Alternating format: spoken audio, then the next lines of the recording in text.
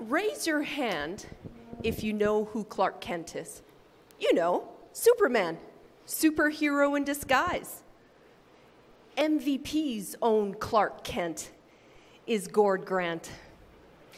Did you know that 30 years ago, Gord single-handedly delivered his daughter on the bathroom floor of his house? Isn't that amazing?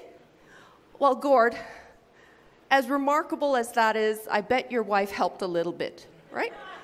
Isn't she the real hero in all this?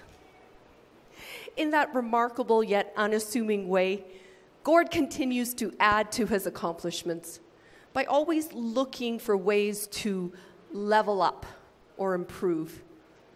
One of the ways in which he's chosen to do this is by joining MVP, where he's been a member for half of his 2-year Toastmasters career.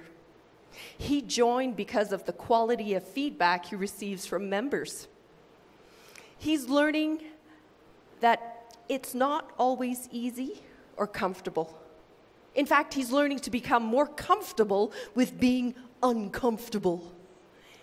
An example of this is how he can share more of himself, and that a great speech is more than good writing and a good memory. Tonight in his speech, the one thing he wants us to get is to understand the importance of routinely evaluating how our values align. Please help me welcome Gord. Level set your values. Level set your values. Gord Grant. Okay, thank you. Thank you very much. Sir? Madam Toastmaster, fellow Toastmasters, and honored guests. 4 years ago, the company I was working for was in serious trouble. We were starting to circle the drain, and the board of directors decided that we needed an entire new set of leadership. So out of the blue, they parachuted in a whole new team of individuals who were there to rescue us. Desperate times require desperate measures.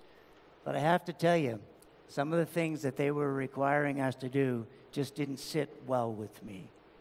My ethics were being hit time and time again, and I was being asked occasionally to step over the line of my ethics. They weren't asking for anything illegal or immoral. I just did not like the way that they treated people. For me, my Waterloo moment was a conference call. The global vice president of sales had a phone call with every sales rep around the world. And this gentleman said to us on the phone, "You need to understand, your customer is nothing more than a wallet. Your job is to empty it. Tell whatever story you have to tell to get the deal." Exactly.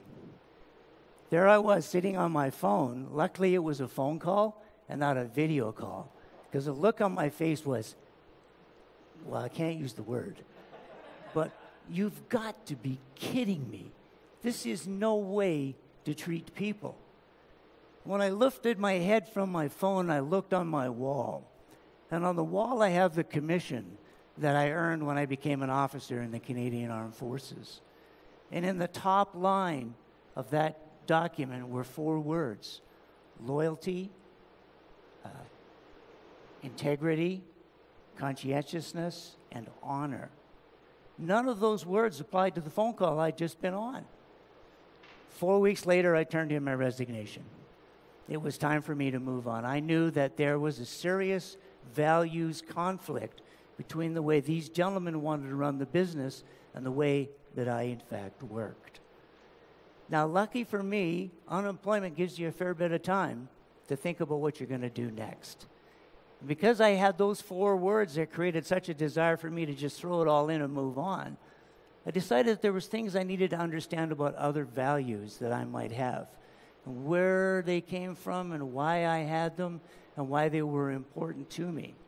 And I looked, I could not really find a document that gave me a complete list of values to pick from. I knew there had to be more than the 4 I saw in this document. And that's what you have on your table in front of you. The values that I presented with you tonight are things that I grabbed from different sources on the interweb. I created that list primarily for me, but it gave me an opportunity to decide what my values were outside of that commissional document. And tonight I'm going to kickstart your search for your values. This is the audience participation time. We're going to do rapid round, pick your value. You've got that sheet in front of you. I want you to have a look at it. And in 3 seconds, pick one word that popped into your mind. 3 seconds, go.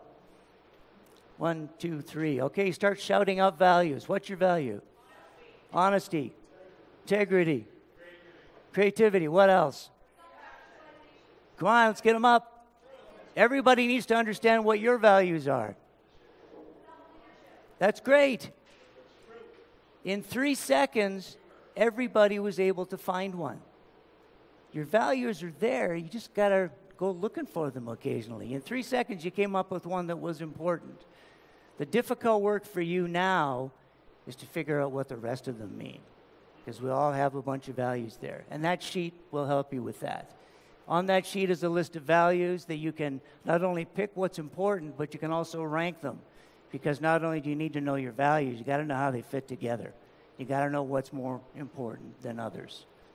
If you get on Google and Google the word values, you will get more information kicked back to you than you could possibly consume in a lifetime. And in most cases, those values are associated with a problem. Most people don't dive in trying to, I just need to know my values. They get there same way I did, because I had a huge problem that needed to be resolved. And by looking for the problem, you pop up the values. It works.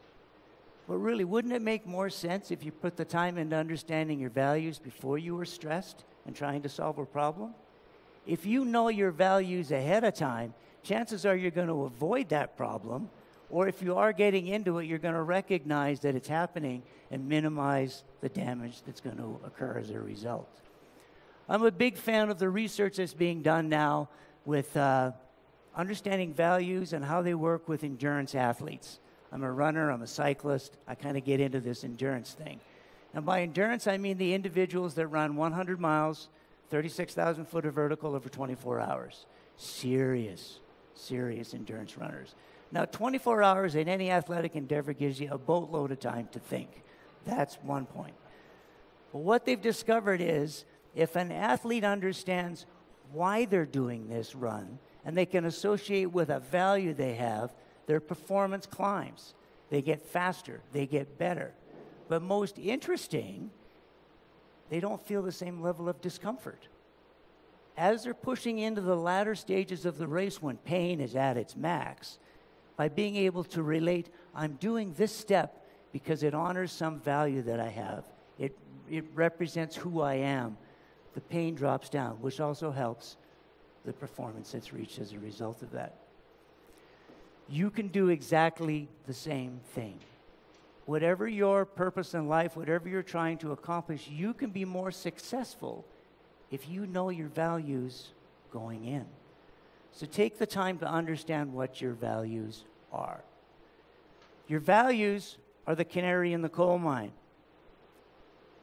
They're your warning system, the bell that tells you something's not working very well. So when you get that feeling in your stomach, or that feeling that something just doesn't seem right, that could very well be your values starting to ring the alarms. Toastmaster.